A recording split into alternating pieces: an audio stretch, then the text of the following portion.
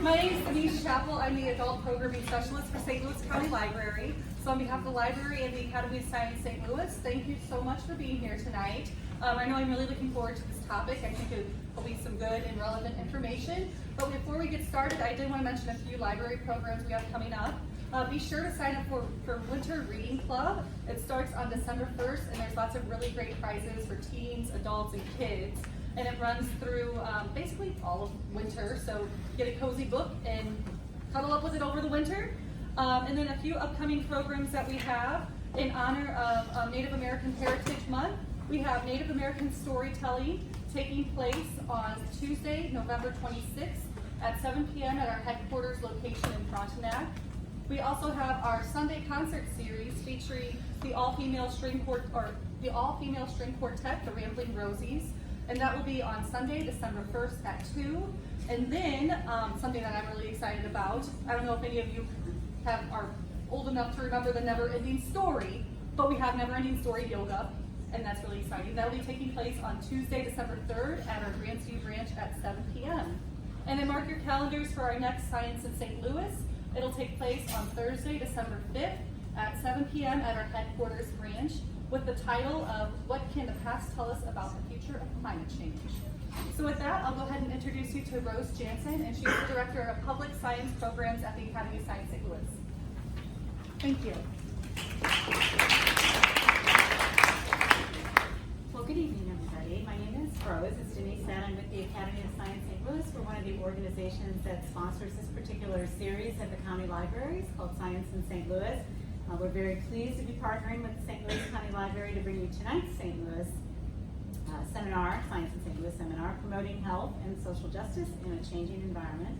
And for those of you who aren't familiar with the Academy of Science, I'm going to take just a moment to tell you a little bit about who we are. We are an independent science organization. We're supported entirely through community contributions. At venues throughout the region, we connect science and the community through free and or very low-cost public talks, science seminars and workshops, and trips and tours that feature scientists and engineering professionals of both national and international renown. In addition to advancing the public understanding of science, it's our mission to inspire the next generation of scientists and science advocates. We do that by offering a full array of free and low-cost opportunities expressly for teens, such as Teen Science Cafes, STEM Teens Youth Leadership Council, the Junior Academy of Science, and the Regional Academy of Science St. Louis Science Fair and Honors Division. The Junior Academy is a pre-professional STEM membership organization for students from the full range of academic backgrounds in grades 6 through 12. It offers hands-on opportunities in science, engineering, and medicine. Teens can attend unique behind-the-scenes explorations of leading engineering, technology, and science labs in our region, access university libraries, participate in field opportunities, and challenging and engaging science competitions. And Junior Academy members make real-world connections, meeting top STEM professionals. You can find more information on the Junior Academy and all of the Academy's community-wide science events and programs by visiting our website at academyofsciencestl.org. You may also visit us on Facebook, Instagram, or Twitter at Academy of Sci STL. Or before you leave tonight, I would tell you that you could pick up some literature that's on the table at the back of the room, but I did not have time to grab that this evening. So please log on to our website to take a look at all of the upcoming offerings that we have for teens and adults in the community. I also want to mention a couple upcoming Academy events you might have an interest in attending. Well, actually, I'll mention one. Denise already mentioned the next Science and STL seminar, which is on December 5 at the St. Louis County headquarters. I will say that features Dr. Tristan Kidder. He's an anthropology department chair and professor of environmental studies with Washington University in St. Louis. And like Denise said, he'll be talking about what the past can tell us about the future of climate change. The event is free. It's open to all. You can register or find out more information about this event on the Academy website at academyofsciencestl.org. And then on Monday, December 9, also at 7 p.m. at Urban Chestnut Brewery and Beer Hall in the Grove, join us for Science Distilled STL. It's a bi-monthly series open to the public that features 2 short talks on science, trivia in the middle, and soft drinks, beer, and food available for purchase the entire time. You do not need to register to attend, and you can find information on that event, again, on our website at academyofsciencestl.org. So before I introduce our speaker, I do want to ask that you turn off cell phone ringers or any other electronic device that might noise during tonight's presentation. All of that said, I'll go ahead and introduce our speaker this evening, Dr. Christina Kenga. She earned her undergraduate degree in environmental science and chemistry from Northwestern University, a master's of public health and occupational and environmental health from San Diego State, and her PhD in environmental health sciences and epidemiology from New York University. She is currently an assistant professor of public health and faculty co-director of the Environment and Social Development Initiative with the Center for Social Development at Washington University in St. Louis's Brown School. Dr. Akenga's work focuses on the epidemiology of chronic diseases. Her current research includes studies of cancer, respiratory diseases, and exposure assessment methods for epidemiological analysis. She's particularly interested in examining how biological, behavioral, and environmental factors interact to influence health and well-being. Prior to joining Washington University, she completed National Institute of Health postdoctoral training at the National Institute of Environmental Health Sciences and the Siteman Cancer Center here in St. Louis. Dr. Akenga's research has appeared in the American Journal of Public Health, Cancer, Environmental Health, and the Journal of the American Medical Association. Her work is funded by the Centers for Disease Control and Prevention and the National Institutes of Health. And we are very pleased to have her here with us tonight to talk with us about health and social justice in our changing environment. On behalf of the Academy of Science St. Louis and the St. Louis County Libraries, would you please join me in welcoming Dr. Christina Kenga.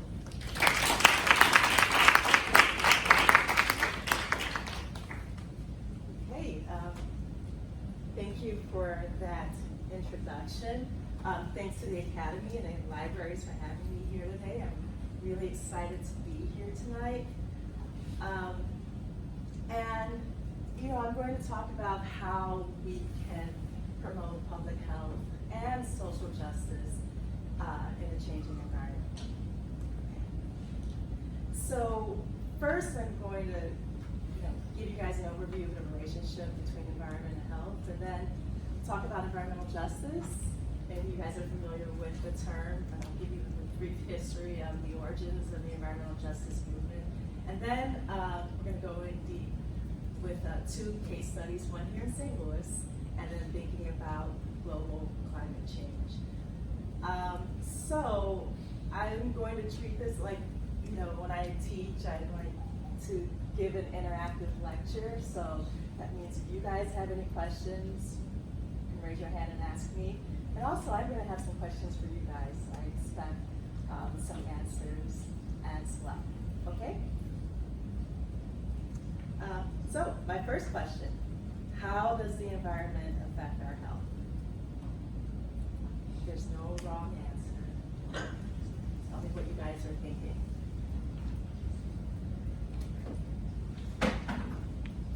Well, I grew up in North County, and right now there's a lot coming out about coming up all the toxic waste, the nuclear bombs there, and there's lots of cancer clusters around. Like people have no idea, playing in the creek and drinking water and all of that. So that's something that's been alarming. Yes, we're thinking about toxic waste and how it can get into our water and the cancer risk. Other ways the environment can influence your health? Yeah. Like the warmer it gets, the more bacteria that can survive that couldn't have before. Exactly. So thinking about climate change, what happens with a warming environment? Good. More ways. There's more than two. Yeah. So I grew up on the east side of the river near Granite City, and there's steel mills over there, and that has caused a lot of people to have respiratory problems because they dump pollution at night. Okay, so thinking about air pollution and how that can influence health. Okay, one more. Let's have one more example for me. Okay. So I'm sure you all are thinking of it. 5 more seconds. Okay, so I've got a couple of examples. Just mentioned air quality, air pollution. So with long-term exposure to air pollution, it can cause decreased lung function. It's also been associated with diseases such as asthma, bronchitis, emphysema, and just last year, air pollution, there's a link between air pollution and cancer. Okay. Some of you all mentioned water. So water is not only essential to life, It's also important to quality of life across the globe. So you can have contamination, either chemical contamination or biological contamination, and it can make water unsafe to drink or even unusable, which is important as well. We had someone mention warmer temperatures. Warmer temperatures can lead to more vector-borne diseases. So vector-borne diseases, they are the results of an infection transmitted to humans from animals such as mosquitoes, ticks, and fleas. Okay, so vector-borne diseases are an environmental issue. You all think about your energy sources. Some energy sources, such as like coal production, that can influence air quality, which then could influence your health. Radiation, for example, can cause damage to the body. So that's another example of an energy source with an adverse health effect. Usually when I show this slide to students, I'm like, oh yeah, so this is the built environment. You guys familiar with the built environment? Have you heard of that term before? No? Okay, so it includes all the physical aspects of your environment. So thinking about where you work, where you live, where you play, the homes, buildings, and okay. So I'm going to project. So usually we have a mic, or they have a mic. So I'm going to project built environment, thinking about where you work, you play, you live. So you think about your homes, your buildings, your streets, and these open spaces and infrastructure. And so how this influences your health. It's particularly with chronic diseases. So sometimes when you think about urban environments or suburban environments, they're not really designed to facilitate healthy behaviors. So like, promoting exercise or for a variety of reasons, maybe there's a lot of crime, you don't want to go outside, so that promotes more sedentary behavior, which promotes, or it's bad for you. So environments that are not, like built environments that aren't well designed, they can create really poor conditions for health. Some of you coming to this talk, maybe you're thinking about disasters, natural disasters that can influence a person's health. So, during a disaster, of course, some people can die, but there are also injuries, disabilities, psychological problems, not only during the disaster, but after the disaster, right? So these are all ways in which your environment can influence your health. I love this graphic. This is a graphic from the World Health Organization. And it just describes how we're exposed to environmental factors where we live, where we work, and where we play. So some of you mentioned air pollution, outdoors and indoors as well. So there are a lot of chemicals that we use inside of our home. And some of those chemicals are not the best exposures in terms of thinking about our health. We talked about water and how not having enough water is bad for your health, but also not having clean water. Right, so you need, not only needs to be available, but it needs to be clean. And in some areas of the world, people don't have access to water, or they don't have access to clean water. Chemical agents, that's usually what most people think about when they think about the environment, environmental hazards, radiation, noise. Did you guys know that noise is an environmental hazard? It's a big one. It can, if you've ever spent a lot of time in a noisy environment. Think about, some of our construction workers, day after day. There's a reason why they wear those ear protection, because long-term exposure to noise can have a bad influence on your health. Also think about when you're wearing your wireless headphones, how loud it can be. If you long-term exposure to noise, you can end up with hearing loss. Occupational risk, so the work environment is also important, and there are some people who are working with chemicals and other physical hazards that can influence their health. Agriculture, those of us, people who are farmers, pesticide exposure is an issue with them. And then finally, the built environment, what I guys told you about, housing and how the roads are set up. You know, that can influence healthy behaviors, which then could influence your health. And finally, climate change. And so the two topics on the end here, air pollution and climate change, those are going to be the focus of my talk today.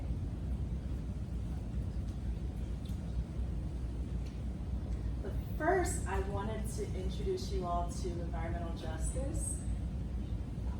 Who has heard of the term environmental justice before? Anyone? A couple of people? Okay.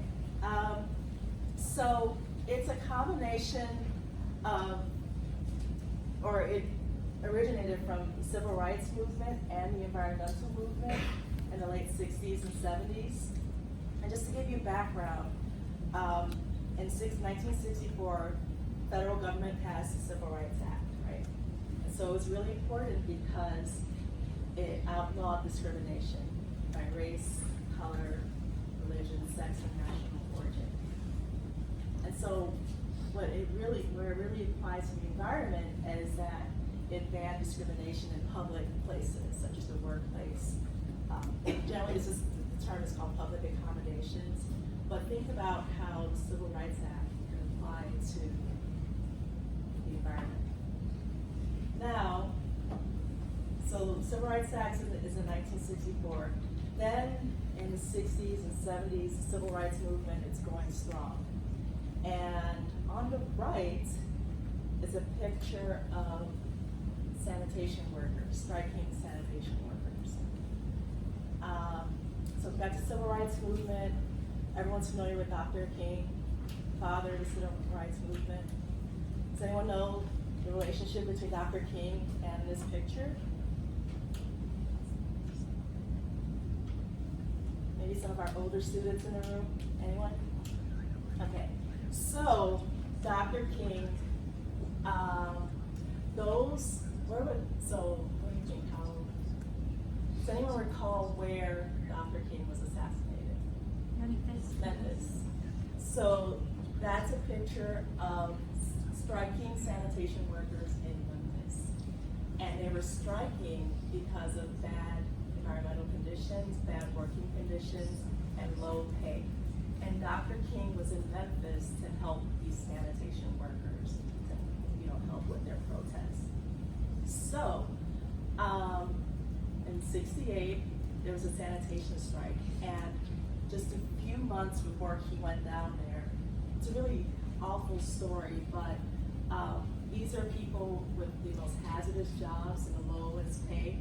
What happened is that a couple of workers, they weren't allowed inside the facility with all of the other workers, the white workers. So they ended up taking a break, eating their sandwiches on top of their truck. And unfortunately, they were crushed by the garbage compactor. So the deaths of these workers, in addition to other hazardous conditions, led to the sanitation strike. So Dr. King comes down and helps them out with their protests, and unfortunately, this is where he was assassinated. So we, in environmental health, we consider Dr. King one of the first advocates for environmental justice. But some people would argue that the environmental justice movement really took off in 1979. And this is because of what happened in a suburb of Houston. It's a mostly middle-class Black community, and the local waste company decided that they were going to place a landfill in the middle of their neighborhood. They couldn't really figure out why anyone would think it would be appropriate to put a landfill in their neighborhood. They thought it was because they were a mostly Black community.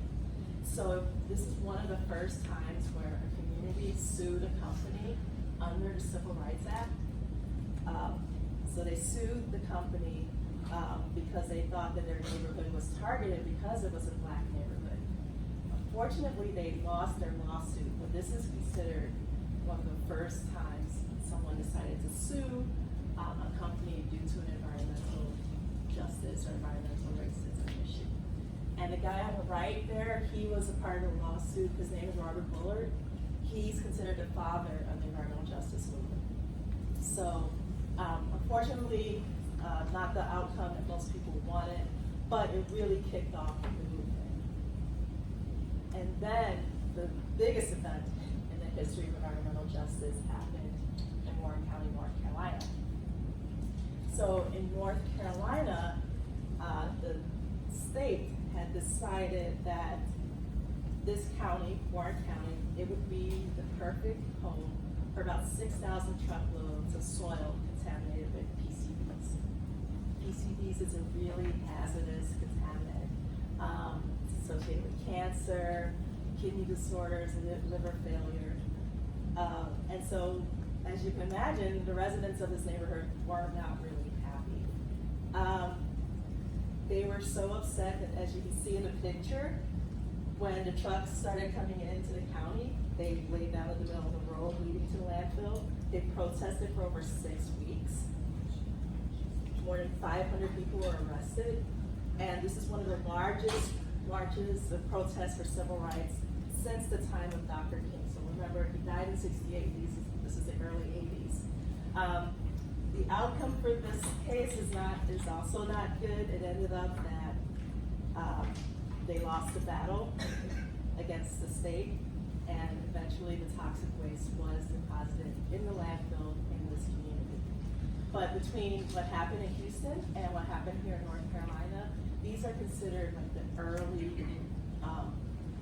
occurrences, the early origins of the environmental justice movement. Okay. So after what happened in Houston and North Carolina, this one got a lot of attention. The government took notice, and scholars, academics, we took notice. And so we came up with this term called environmental racism. And it's when communities of color are disproportionately exposed to environmental hazards.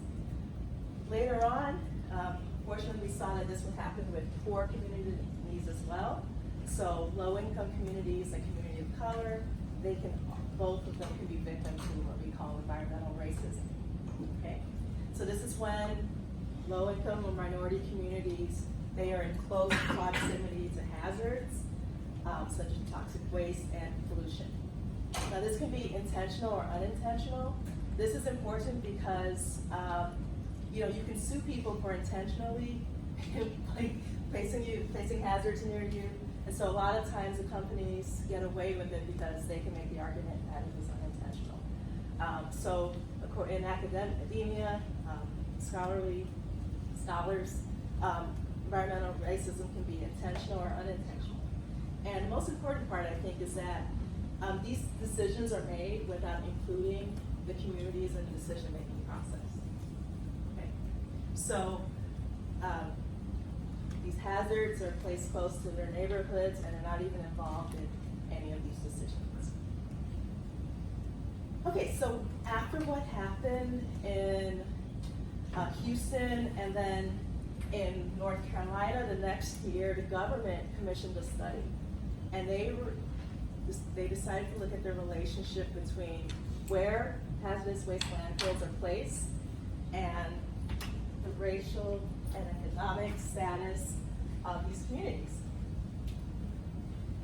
So we're going to pause, see if we can get the mic set up.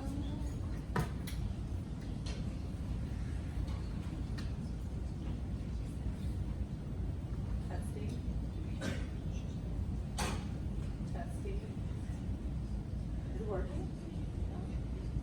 Testing. This is a microphone. Okay, so we must have that looks like.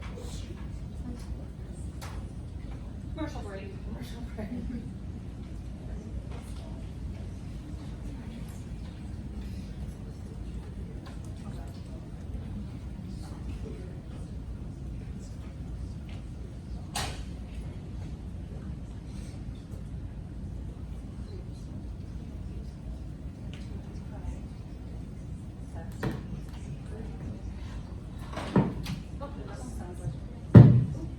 Okay.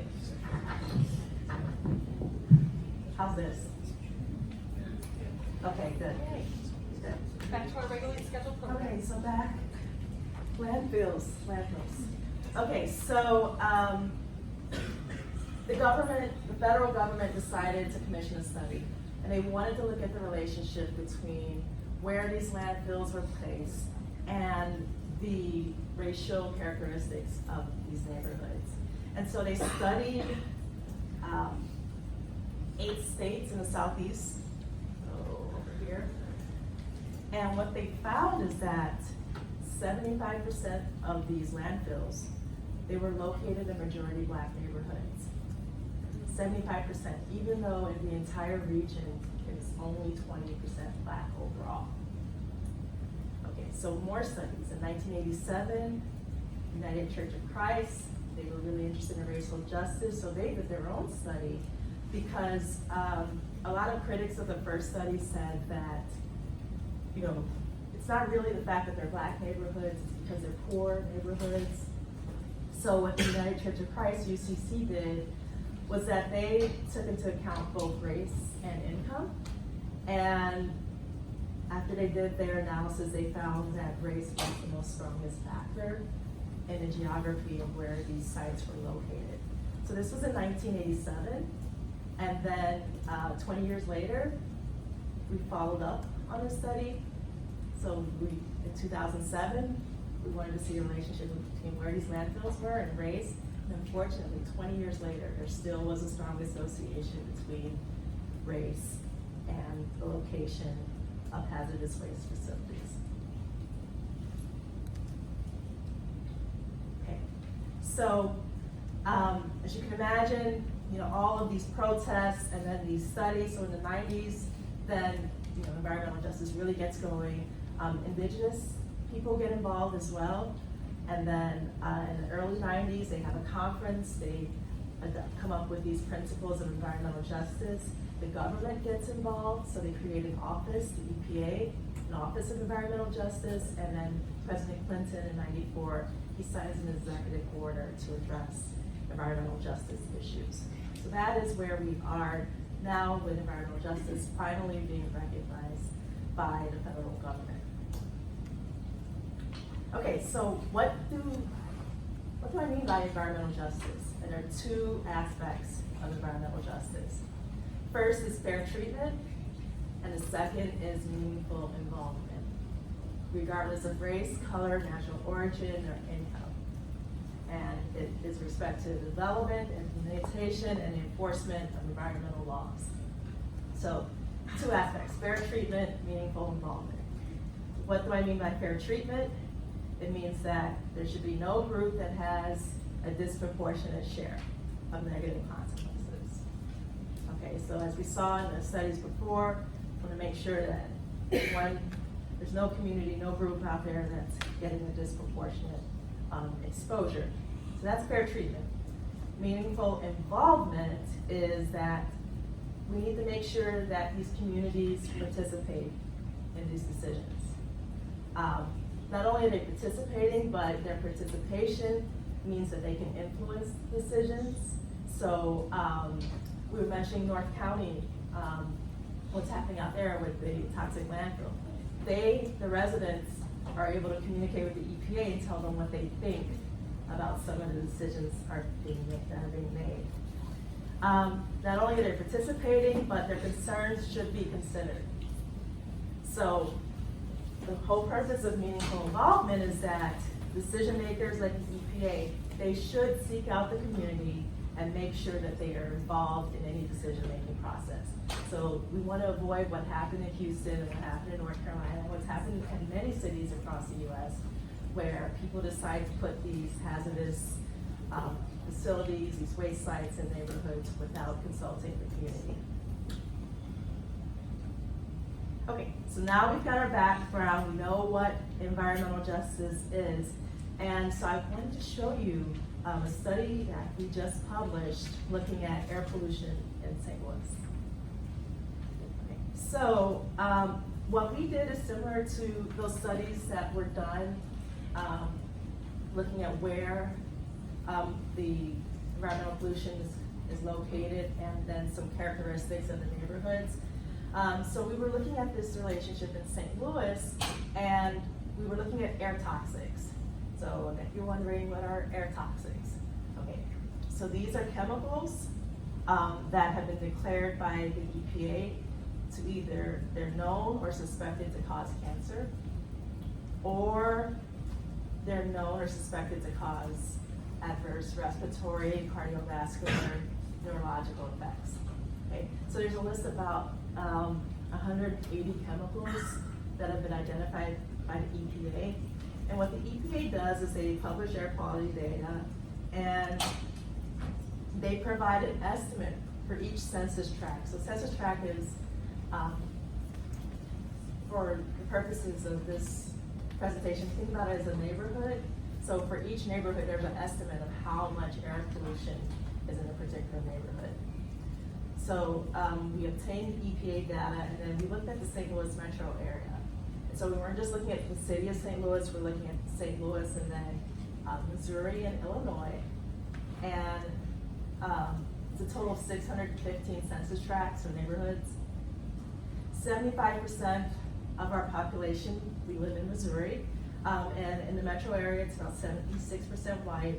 The next is African American at 18%, 2% Asian, 1% American Indian, and then 3% Hispanic or Latino. So let's look at what we found. First, let's look at the composition of the area. So,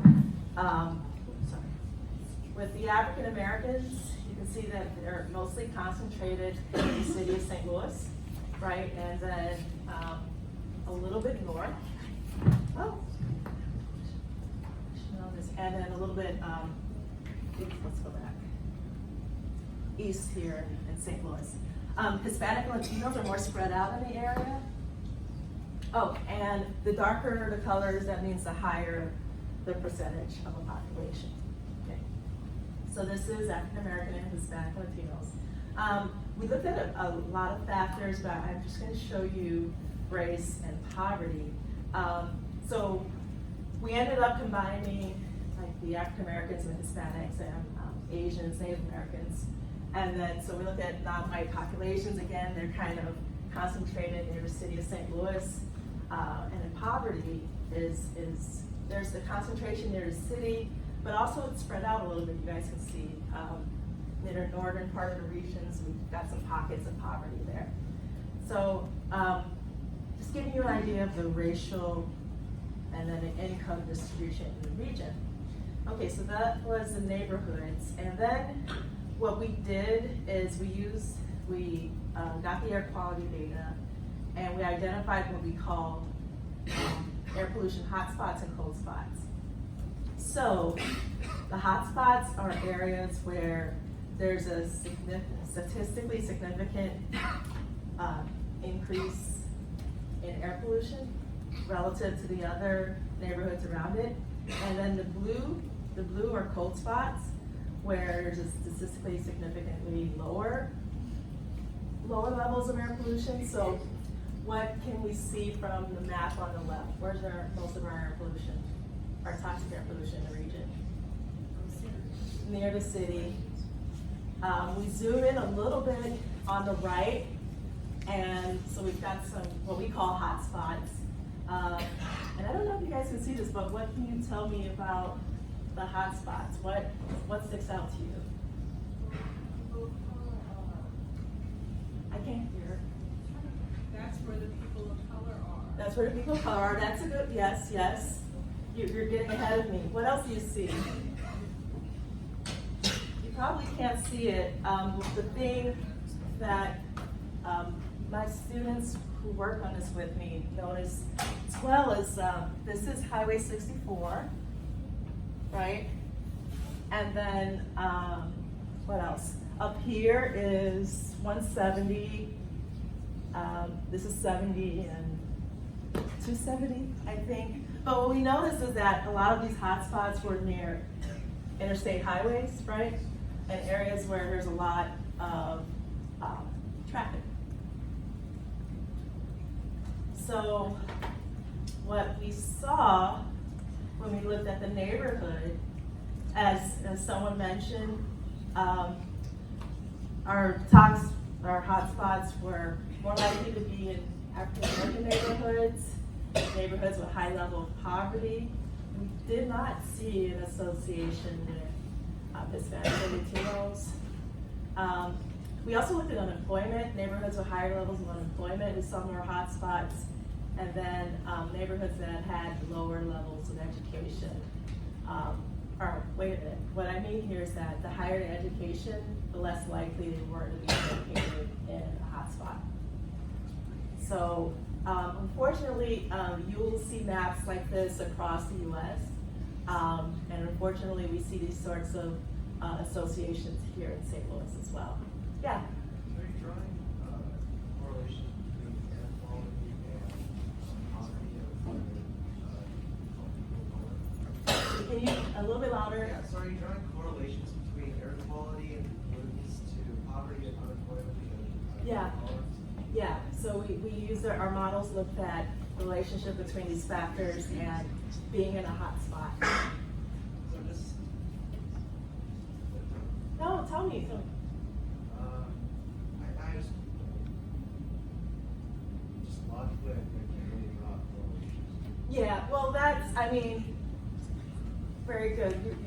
You have a PhD already. So it's really, what we can say is that there are strong associations with air pollution and, you know, some health outcomes like cancer. You know, it's really hard to say that there's a definite relationship. But what we do in public health is we look for really strong associations. You know, remember what happened with smoking and lung cancer? We started seeing these associations in the 60s, but companies, tobacco companies did not admit it until the 90s. And so it's really hard as a scientist because, you know, I'm a public health scientist. I work with humans, populations. It's unlike people who work in a lab. You know, I can't, you know, put you all in this room and pump in a bunch of air pollution and see what happens to you, right? So we have to rely on some of the data that happens in the real world. It's not happening, don't worry. So we have to rely on some of the data that, you know, the EPA publishes and to look at associations.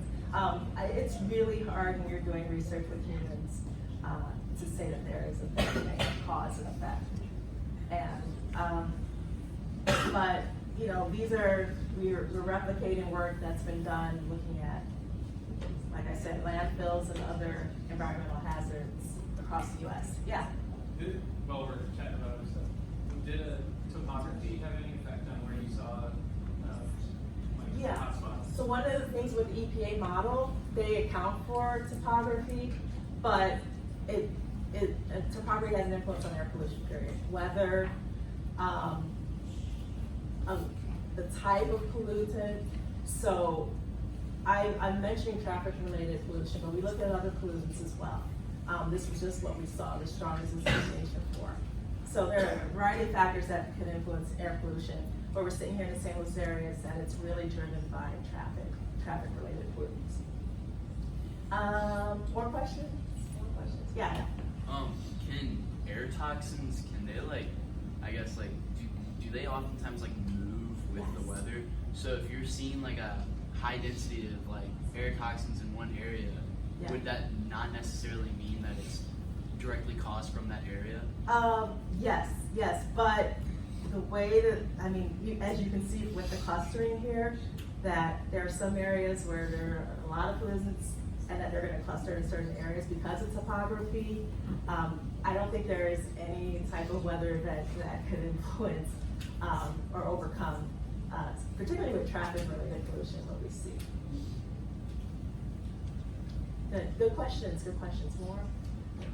Okay, so I wanted to say, so we saw these associations, but like the studies I mentioned before, they were strongest with poverty and race, especially if you were a Black person living in a poor neighborhood. So this is where we saw you had 5 times higher level of exposure than a white person living in a middle class neighborhood. And unfortunately, we see this in St. Louis and we see this in other cities across the US. So my question for you guys, do you think that this is an issue of environmental injustice? Yes or no? Yes, yes. It's tough. You know, we've got, what were the two elements? We've got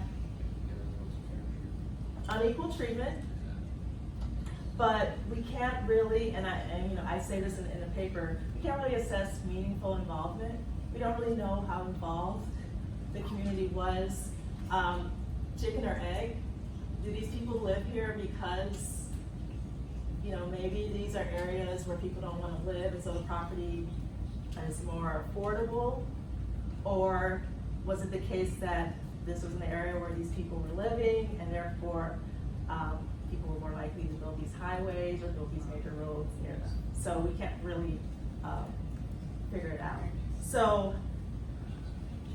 and then how do we solve this? Like, you guys, you know, you're members of the community. What do we do?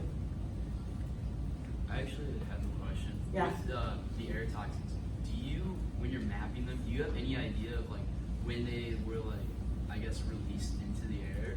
So these are models that are based on 2-year estimates.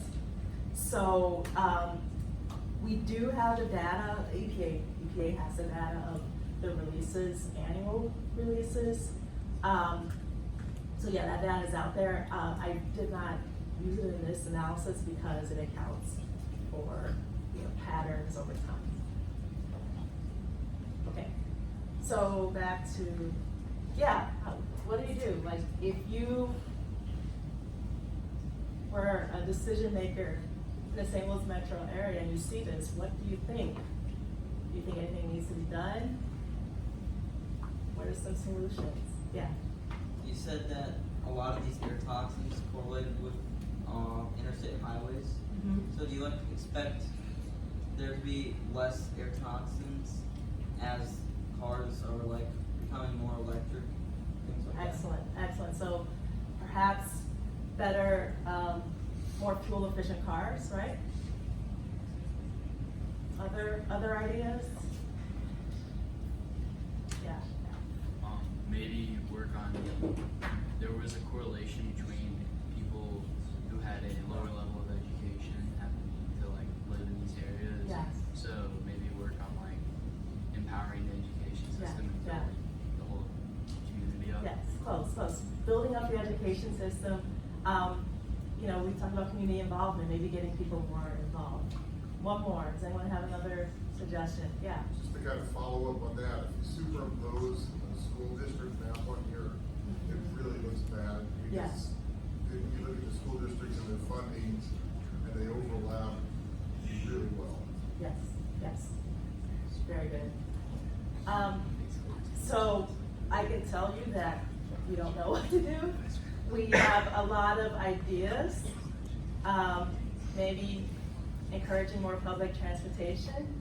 You know, I went to school in New York. Everyone took the subway. Here in St. Louis, people love their cars here in St. Louis. Housing policies. Maybe thinking about what we're going to do with segregation. With education, maybe people would become more politically engaged.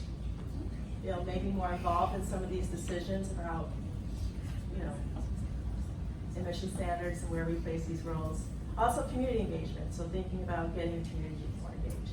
So, no easy solutions, but these are all factors that we think about. And in fact, St. Louis is part of the, if you ever have to take your car to get it inspected, right, the emissions testing, the reason is that we have violated a bunch of EPA regulations recently with ozone and other pollutants. So the idea is that making sure that people are driving fuel efficient cars helps reduce air pollution in the region. So no easy solutions, but many ideas. So that was a local example. And then I wanted to wrap up with thinking about climate change. Okay, so let's think about a global environmental issue. Okay, first, so mostly I'm like I said, a population scientist, so you know, I'm not really into proving, you know, that there's climate change, but that evidence is out there. Not only warming temperatures, but the oceans are warming, and sea levels are rising, glaciers are melting, and even there are changes in the biosphere, so this type of species you find in certain locations, areas are changing, the distribution of these species. So all of this is evidence for climate change. But what does it mean for health and public health? Okay, so first thing is that we're going to see more frequent, more severe heat waves. So on top is a map, and it's estimated by 2040, you can see that we're expecting some areas, oops, let's not have an accident. Some areas are going to be almost 100% warmer than years before. By 2080, almost most of the globe will be seeing higher and higher temperatures. What that means is that we'll see more weather-related diseases and deaths. Heat waves, so people who have strokes during heat waves, dehydration, particularly in vulnerable populations. And so some people have offered up that, okay, well, it's gonna become warmer, but it also will mean less cold, right? So we'll have warmer winters, and then some of those winter-related deaths will decrease. But it's not enough to offset what's going to happen with the higher temperatures. So overall, we're going to see more deaths due to weather-related mortality and morbidity. Okay. Also keep in mind who's at risk. Older people over the age of 65, children are more at risk, and then those who have existing health conditions, so heart disease, asthma, people who don't have access to air conditioners. These are what we call vulnerable populations. Also, global hunger, malnutrition will increase as well. So with increasing temperatures, you'll have more droughts. Food production will decrease. Even the quality of the soil, it may worsen, or it may have an impact on the nutritional value of our food in some places. We even see it here in the Midwest. So in the Midwest, we've had a lot of flooding in some areas. And what that means is it's disrupted some of the farmers and when they plant their crops. And so crop yields are decreasing. Now, we're here in the US, so there's plenty of food around, but think about some of these other countries that really rely on agriculture and farming, right? So decrease in crop yield will lead to decrease in available food, and it could result in worsening nutrition. And some scientists have estimated that by 2050, 64% of the world will be at risk for hunger. So keep in mind that most of the world is in Africa, India, so these are really vulnerable places. So decrease in food, increase in hunger, and increase in malnutrition. Air pollution. So climate change influences air pollution, and we will have more unhealthy days. So on the left there, the top two bars are the unhealthy days we'll see here in the US, the 50 largest cities in the US. We're looking at about 40 years where we'll see many more unhealthy air days. And what that means is, the air is not good for you guys to breathe. Increasing air pollution, we just discussed what happens with air pollution. But also with our vulnerable populations, children who have asthma can have an influence on that. And then we have diseases that we call climate-sensitive diseases. So these are the diseases, waterborne diseases. So if you have drought, that's an issue because less water means that in some areas it can lead to poor hygiene, which then can lead to diarrheal diseases. Foodborne illness. So if you're supposed to refrigerate your food after 2 hours of cooking it, but if we're dealing with a warmer climate, some people believe that an increase in temperature could lead to more foodborne illnesses. Right? Vector-borne diseases, mosquitoes, ticks. We have already started to notice a lot of some of the mosquitoes that we see in South America and Central America have started to migrate up north because it's become more warmer up here. So we're seeing an increase in vector-borne diseases. Lyme disease. You guys, are anyone familiar with Lyme disease? So it used to be really common in the Northeast, and now it's starting to spread. I should have included the map, but you know, it's starting to spread to the Midwest in terms of like thinking about the incidence of Lyme disease. So with the warmer climate brings more vector-borne diseases. And then finally, natural disasters.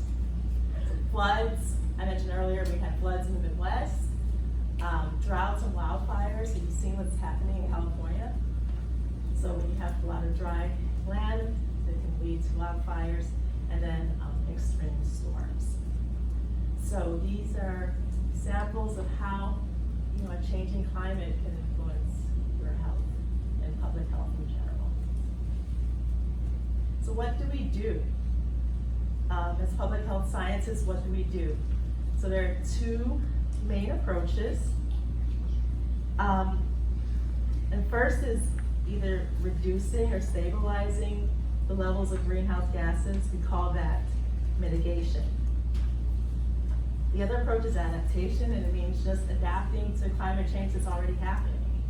So we think about reducing the impact of climate change on public health. Think about ways to reduce the vulnerability to climate change. So two main responses: mitigation, reduce or keep stable greenhouse gases, and adaptation, adapt. So the case studies I wanted to present to you today are communities that are trying to adapt, but they're having a couple of challenges, okay? So I wanted to present two communities. One, well, both of them are on coastlines.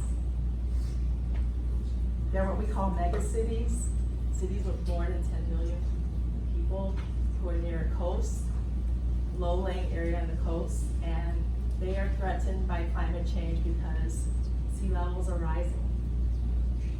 So, first I want to point out Lagos, Nigeria. And,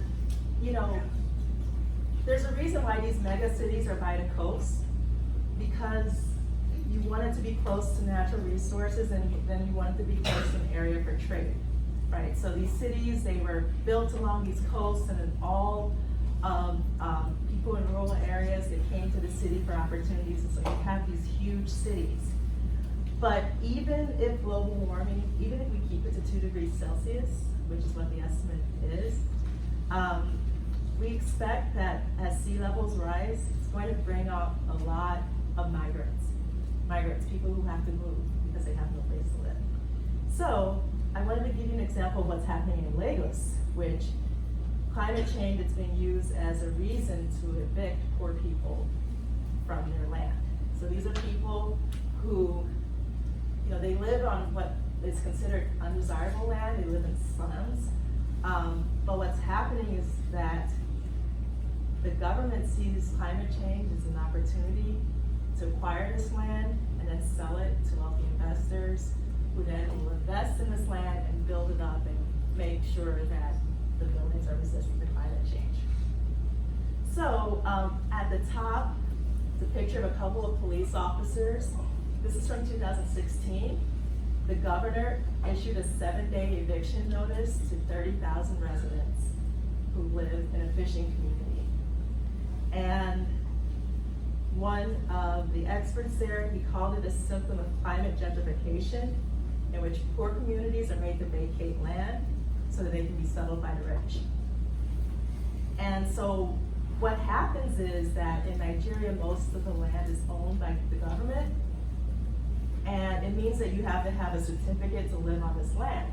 So what the government is doing is, many poor people, they don't have these certificates, so the government is kicking them out, and then they're leasing the land to wealthier people. And what this will result in, as you can imagine, is like homelessness and displacement, and it's exactly what is happening. So what's happening in Lagos, it's an example of how we need to think about adaptation, but we have to think about it in a way that is compassionate, right? So that's Lagos. Second city I wanted to introduce you all to is Manila in the Philippines. And Philippines is really interesting. So some scientists believe that more than half the city will be underwater by 2050 because sea level rising, and then the land is also sinking. So they have been preparing for this in Manila. Manila is the capital of the Philippines. They started to move the government offices more inland, but they have a problem, or they have an issue that they have to move some of the residents. And what they've been doing is trying to move some of the urban poor residents with very little success. So what they tried to do in 2013 is move about 120,000 families from urban areas to more inland areas.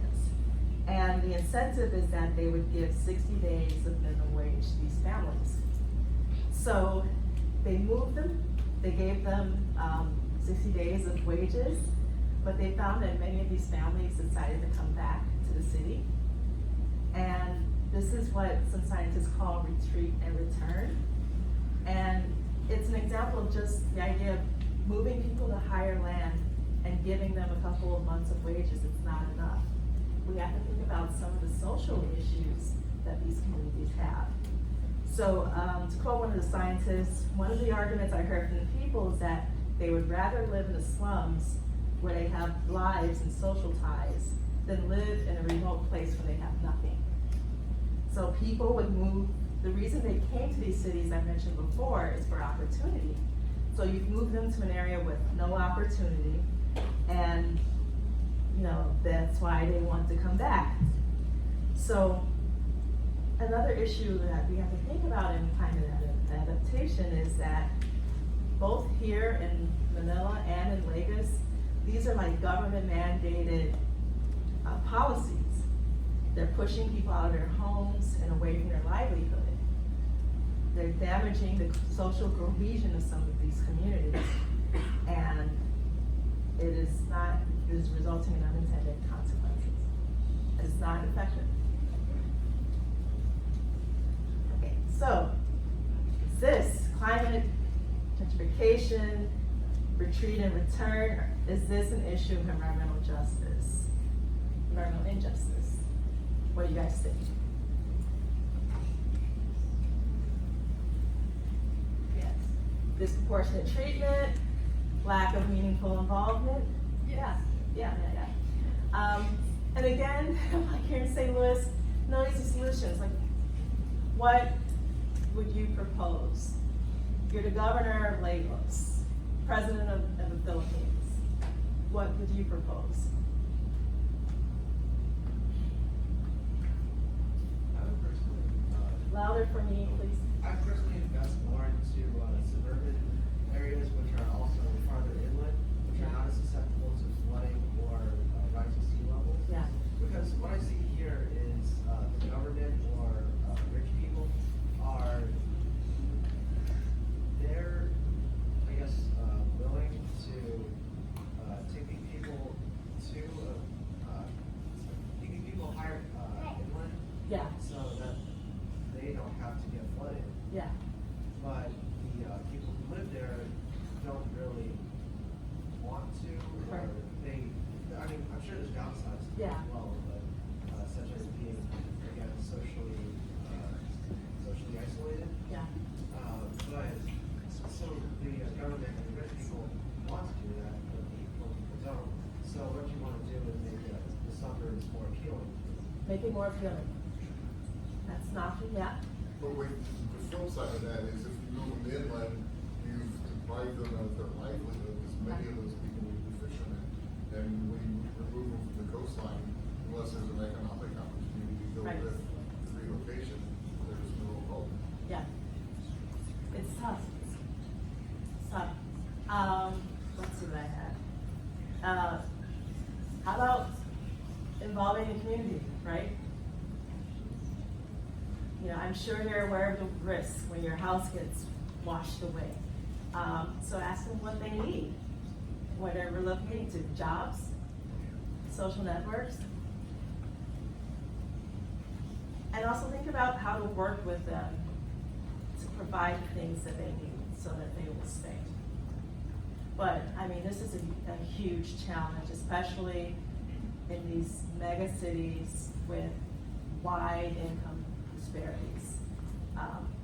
Yeah. So with these, like by 2050, that like half of the city would be flooded. Is that a unavoidable like consequence that will be occurring? Yeah.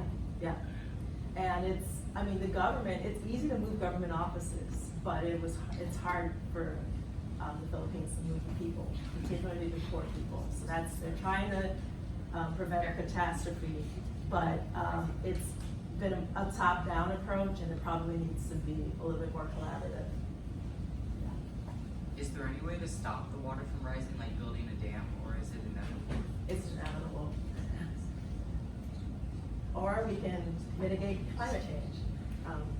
So there's not even a way for other cities, like say Miami, like they're still building a lot of luxury homes. I almost put Miami up here, but I wanted to give you guys a little example. There's a really interesting, I don't know if it was NPR, but there's a really interesting,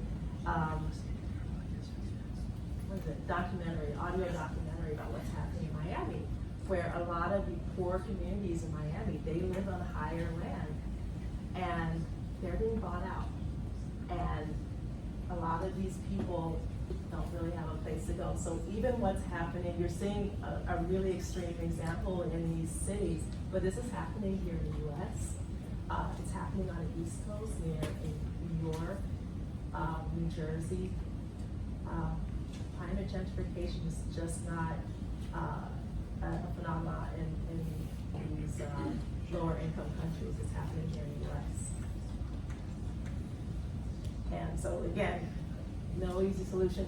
What's happening here in the US, what people have suggested are zoning regulations, passing policies to protect people, keep them in their homes, some of these poor people in their homes, bans against development. So this is happening in Texas after they had the hurricane, and then there were people whose houses were flooded out, so you're not allowed to build in certain areas of the coast anymore because of what we know about climate change and what's going to happen. So there are some policies that can be enforced. Here in the US, we're pretty, I'll say we're more developed in what's happening in some of these lower income countries where they're more vulnerable to the whims of the wealthy.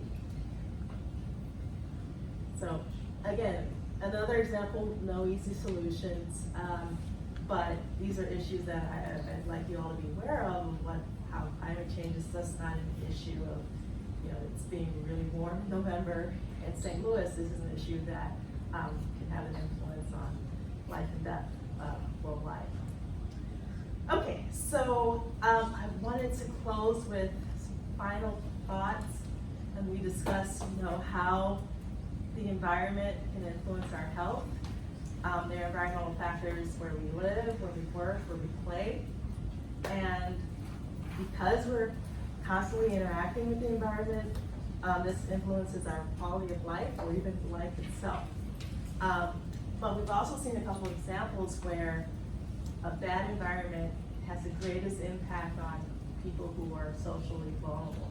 So poor, some minority communities are much more vulnerable to environmental hazards. And so I think as scientists, what we're recognizing is that not only do we have to think about reducing pollution, but we have to think about some of the social issues as well. And we have to address some of these social issues where we're trying to address both exposures and disease. So I wanted to thank some great students who worked with me on these projects and my colleagues at WashU. Here is my information.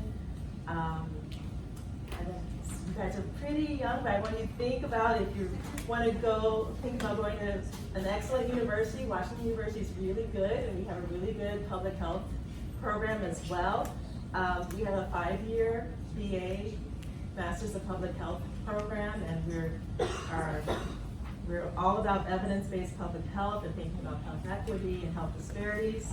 So check out our website. Not only public health, but we have degrees in social work and social policy. And here's my contact information. I took a selfie with some of you guys earlier, so you're gonna see it, you post it tonight.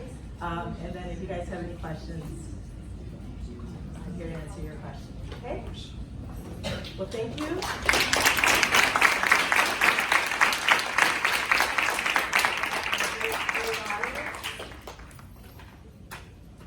questions?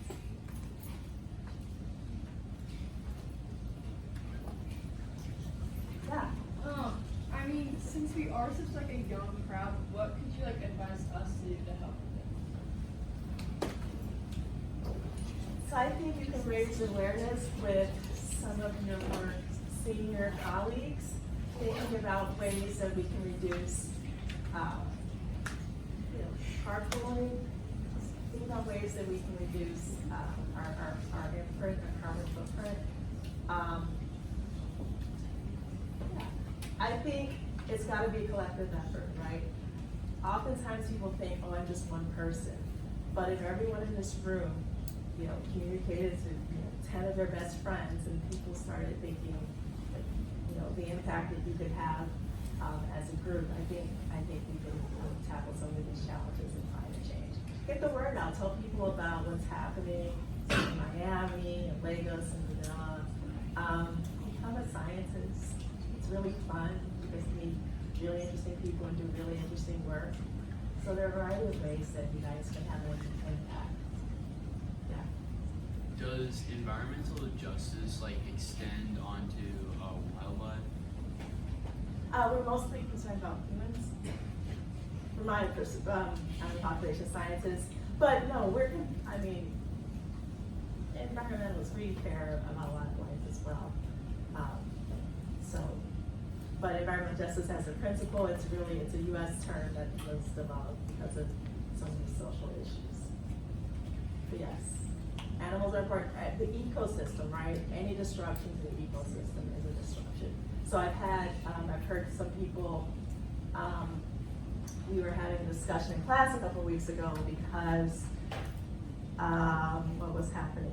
What would happen if we got rid of all the mosquitoes, right?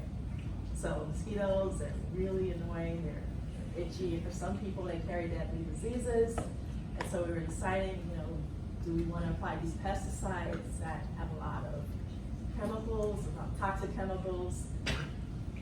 And it's kind of a trade-off. We can use these pesticides to get rid of these pests, but at the same time, they got these toxic chemicals. So we were debating the pros and cons. And the solution, let me speak for my class, is that mosquitoes play a role in the ecosystem. There's a reason that these insects are here, and if you disrupt just one part, you can disrupt the entire cycle. So you've got to be careful and thinking about if you want to get rid of pests. So long story short, animals are important as well. We care about animals, but environmental justice is really an American concept. More questions? Would you draw a correlation between poverty and air quality the other way around? Because yes. Personally, I would say that impoverished urban communities, which also are likely to have higher population densities, would not, or the individual would likely not have the money to care about issues of the environment. Right. Pretty much just surviving these days. Right. And so, would you say that that is also a contributor to why urban economic populations are likely to have higher emissions? Yes. I think I mentioned before, it's kind of, is it the chicken or the egg? Like, which comes first? Are these people drawn to these communities because there's a lot of pollution, so it's really cheap property? Or when a lot of these big decisions were made and people say, we're gonna go put the highway over here. And unfortunately, I mean, a lot of these decisions were made 60, 70 years ago, thinking about the highway system. But it's really hard to disentangle. And so, read my paper, we discussed both. We talked about what could happen if we had a more, I think someone mentioned education, a more engaged population. The other thing about these communities is that the residents move very often. You know, they're not staying in a house for 10, 20 years, you know, because of some of their socioeconomic, very low socioeconomic population. It's not really a stable place of residence for them. So again, getting them to think about community issues when they're trying to avoid being evicted or they've only got a 1-year lease, there are some issues there as well. Good questions. Okay, well thank you for coming.